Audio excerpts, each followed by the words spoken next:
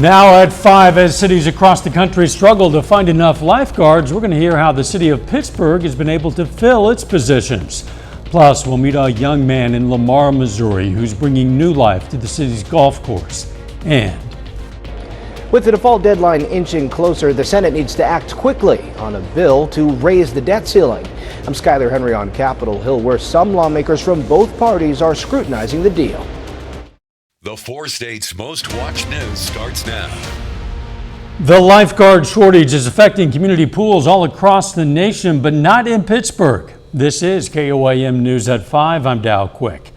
According to CBS News, the shortage has been affecting community pools nationwide. A majority of them are closed due to a lack of lifeguards. However, that's not the case for the Pittsburgh Aquatic Center. The pool manager said they aren't hurting for lifeguards like other communities. Yes, we've definitely had people from surrounding communities come in. If you take a walk through our parking lot, you see like different Missouri tags, Oklahoma, a whole bunch of different area coming and joining us. Pittsburgh Aquatic Center must have 22 lifeguards to operate. They currently have 33. A golf course in Lamar, Missouri, and the young man it's named after is proving to everyone that it doesn't matter who you are. The game of golf can be played and enjoyed by anyone.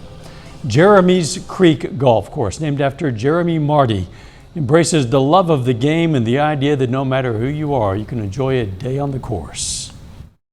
Not golf, not us, not house. My dog sits me and golfing kid. Jeremy is just being around him, he gives you a just fun environment. Just you can be yourself around him, and it's awesome to see. Jeremy continues to work on the course and play the game every day and hopes to share his love of the game with everyone he meets. We're going to hear more about Jeremy at 6, have his full story at 9 and 10. The Galena Days celebration is getting underway, runs through Saturday. Chief Meteorologist Doug Hetty is there and joins us live.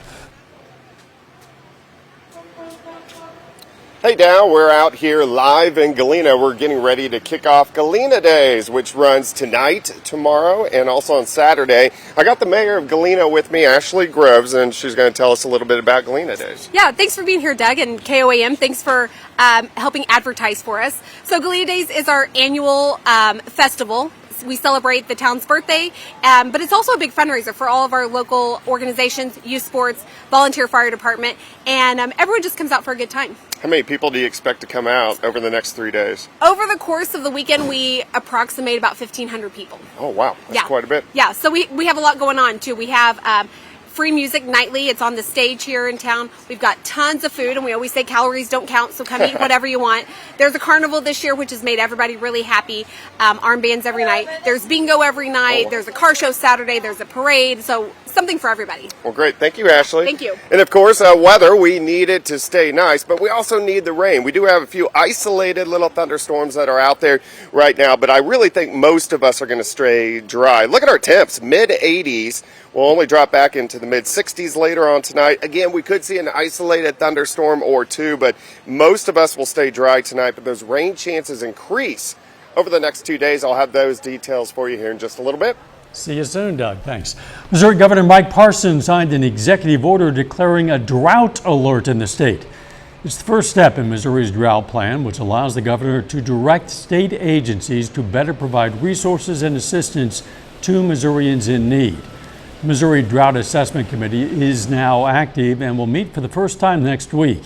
The U.S. Drought Monitor indicates that all or portions of 60 Missouri counties are experiencing moderate, severe, or extreme drought conditions. Now that the House has passed a compromise bill to raise the debt ceiling and avert a potentially catastrophic default, it's up to the Senate to act. Senate leaders are calling for swift passage, but there's opposition from both sides of the aisle. Reporter Skyler Henry has the latest from Capitol Hill. We will keep working until the job is done. Senate Majority Leader Chuck Schumer announced Thursday the chamber will stay in session until it passes legislation that raises the debt ceiling. Any change to this bill that forces us to send it back to the House would be entirely unacceptable. It would almost guarantee default. The bill is passed. Last night, the House passed the Fiscal Responsibility Act with ample bipartisan support. The deal the House passed last night is a promising step toward fiscal sanity. The Senate's top Republican voiced his support for the compromise legislation, which lifts the debt ceiling through early 2025 and slashes federal spending in return. I'm going to have to swallow hard on some parts of it. I'm sure other members say the same thing, but the responsible thing to do for America is to pass it. This is going to do nothing, the McCarthy-Biden plan, to restrain spending. Party leaders are aiming to get the bill to the president's desk before Monday. That's when the Treasury Department says the government will run out of money. But some senators who are against the measure, including South Carolina's Lindsey Graham, who wants more military spending, brushed off the looming deadline. We're staying here as long as it takes to get some commitment that we're going to reverse this debacle. Party leaders are hopeful bipartisan support will carry the measure like it did in the House. Skyler Henry, CBS News, Capitol Hill. The nonpartisan Congressional Budget Office said spending cuts in the bill would reduce deficits by $1.5 trillion over the decade. New information could mean more legal challenges for former President Donald Trump. He was recorded talking about a classified document that he kept after leaving the White House. Dozens of papers marked classified were seized from his Florida home last year. In an interview, Trump's lawyer did not dispute the facts of the reporting, but accused the Justice Department and FBI of a, quote, leak campaign. Still ahead, why the future of the taxi industry could be without a crucial piece, drivers. And next in Health Watch, why it's important for your doctor to know your family history of brain aneurysms. Topping today's Health Watch, about 1 in 6 unvaccinated people are still experiencing COVID-19 symptoms up to 2 years after initial infection. Swiss researchers looked at more than 1,000 unvaccinated adults. More than half felt back to normal within a month, but those with longer lasting symptoms experienced, among other things, altered taste and smell, fatigue, and mental health issues. If you've been to the doctor's office, you know about the paperwork you have to fill out before you get to see the physician. Well, the questions your family might answer about, say, family history, cancer, heart attacks, high blood pressure, diabetes. Each member of your family who has one of these conditions increases your own risk of having it. But there's one condition that doctors don't ask about, and it's the one question that could save your life and the lives of your family members. God. Faith plays a major role in Ezra Sneed's and Rhonda Baker's lives. When you trust in the Lord, you just feel good. These two sisters have a lot to be thankful for. One morning I woke up and my vision was kind of blurry. An MRI scan showed Rhonda had not one, but 2 giant brain aneurysms. So a brain aneurysm is like a bulge, like a stretch on a blood vessel. Neurosurgeon Richard Hannell was able to snake a catheter from Rhonda's groin to her brain, diverting blood from the aneurysm and stopping it from growing. He was also able to save Rhonda's older sister from the same fate, or even worse. No one can tame the tongue. It was a surprise. I didn't know what an aneurysm was. Dr. Hannell wants to change that. He's on a mission to spread the word about brain aneurysms and the family connection. That's very important. To educate all the way from primary care physicians to the whole population. If you have first-degree relatives with a brain aneurysm, your risk of having one goes up from 4 to 6%. Well, there's a winter snap! Ezra had the same minimally invasive procedure as her sister, and they're both living proof that it's important to talk about brain aneurysms with your doctor and your family. The MRI scan used to detect brain aneurysms is done on the same machine that's used for MRI, but it just looks at brain vessels and allows doctors to determine whether to do a procedure or monitor it. It's vital that you find the aneurysm before it's too late. If it ruptures, you have a 4 out of 10 chance of dying from it. And only about 20% who do survive get back to their full capacity afterward. Having full-time support dogs at children's hospitals can offer benefits for both patients and staff. A new report looked at the use of these special dogs at a large public children's hospital in Japan. It found the dogs were most helpful for young people with terminal illnesses and helped patients become more cooperative in necessary care. Cutting carbs at breakfast could be key in helping to control sugar levels for those with type 2 diabetes. An international team of scientists found switching from a breakfast that includes carbs like oatmeal, toast, and fruit to a protein-heavy meal like eggs with bacon or cheese can help people with type 2 diabetes better manage their blood sugar for most of the day. The study also found there was no significant weight loss difference between the high carb and the low carb breakfast groups. And that is a look at today's health news. Doug Hetty is next with a complete look at the weather, and a little bit later, why Amazon has agreed to pay millions of dollars across 2 settlements with the FTC.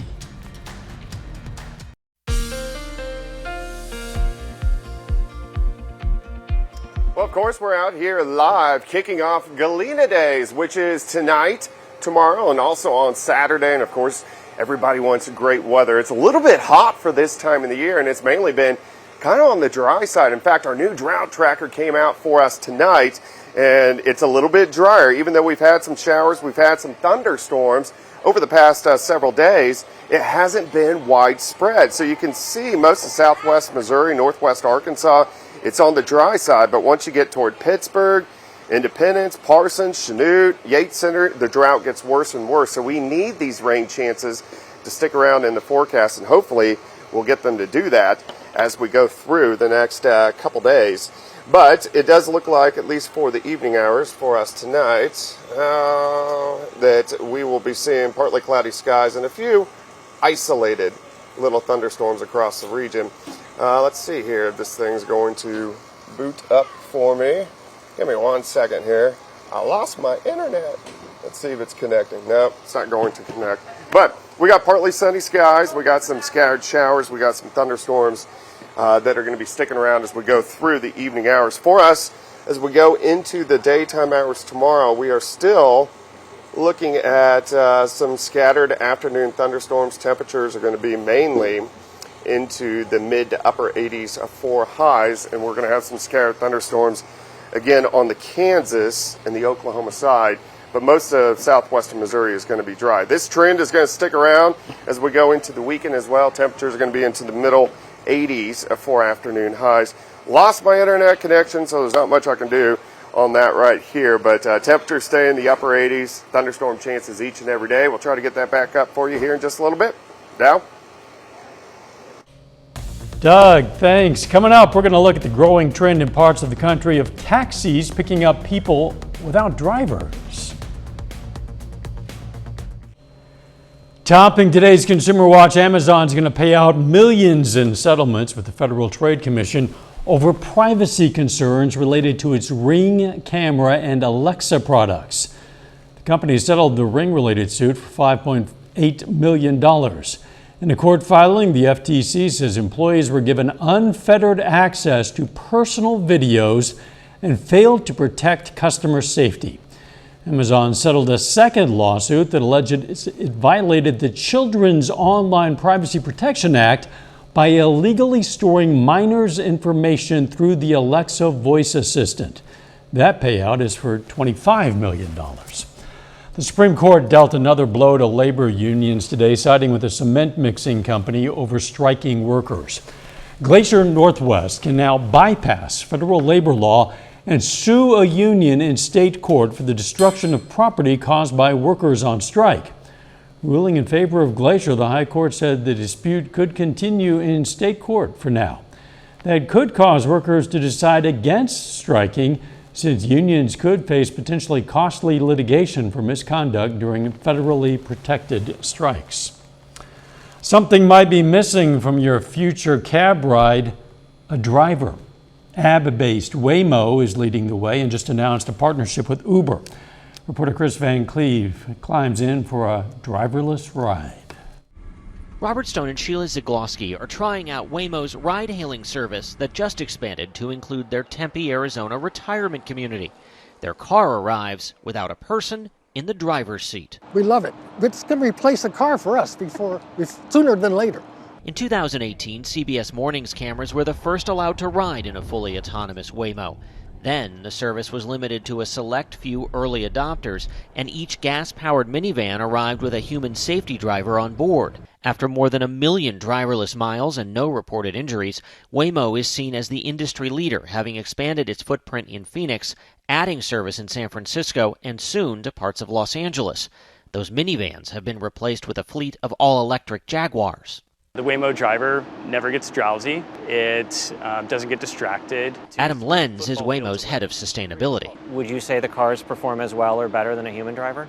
I would say that I really trust this technology and that when you're in the car, you feel entirely safe. In March, 68% of drivers told AAA they were afraid of autonomous vehicles, though truly self-driving cars are operating in only a handful of cities across the country. Journalist Tim Stevens covers the auto industry. Waymo has been given a lot of runway this far and a lot of R&D dollars to develop this, truly incredible technology, but it is still a long way away from being a truly viable, independent, profitable business. Using the Waymo app, we tried it for ourselves, taking a ride around Phoenix for about the same cost as calling an Uber.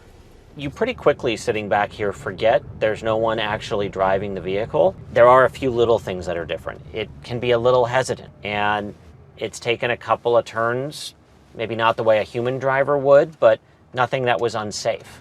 What we've seen is that people experiencing the technology really leads to people using it more. Two people who don't need to be convinced, Sheila and Robert. It's fun and it's safe and you don't have to tip.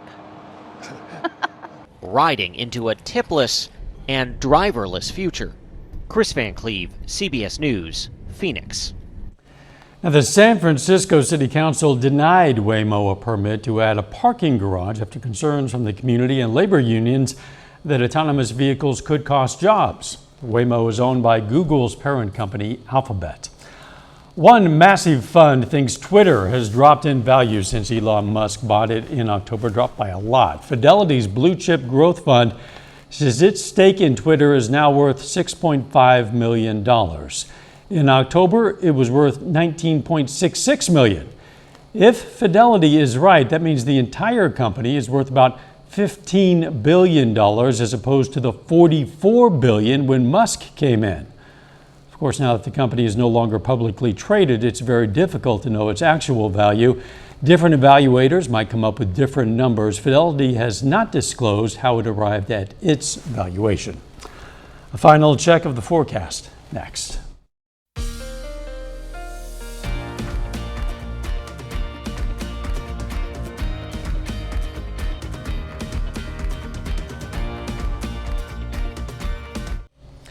Up next on the CBS Evening News, how an art museum in Chicago is helping veterans heal through the power of painting.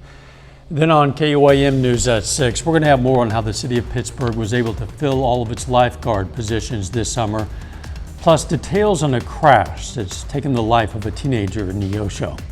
And the head coach of the Joplin Outlaws talks to us ahead of the team's season opener tonight. Stay with us for the CBS Evening News and then KOAM News at 6. Let's check back in with Doug Hetty live at Galena Days for a final look at the weather. Doug.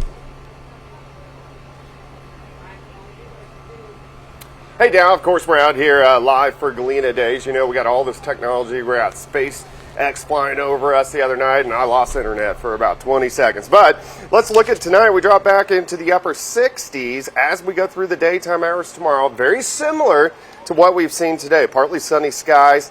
Isolated thunderstorms popping up again during the afternoon, but I think high temps very similar to today, 88, 89 degrees. Any thunderstorms that do pop up tomorrow afternoon will be gone tomorrow night. And as we go into Saturday, we're going to do it again. We get afternoon pop-up showers and thunderstorms across the region, but temperatures are great over the next couple days. All right, day planner for your Friday, 68 to start, 84 by noon. I think a high temp of 89. Today we hit 88, 89 degrees, and again, some of those isolated thunderstorms during the afternoon hours that we're going to be watching out for. Here's a look at your 10-day forecast. 89 tomorrow, 88 Saturday, 89 on Sunday. Pop-up thunderstorms each and every day, but then our chances go down a little bit for the middle of next week. A little bit cooler, highs in the lower 80s, back into the 90s by next weekend. Dow? Doug, thanks, and thank you for joining us. We'll see you right back here at 6. Let's make it a great evening.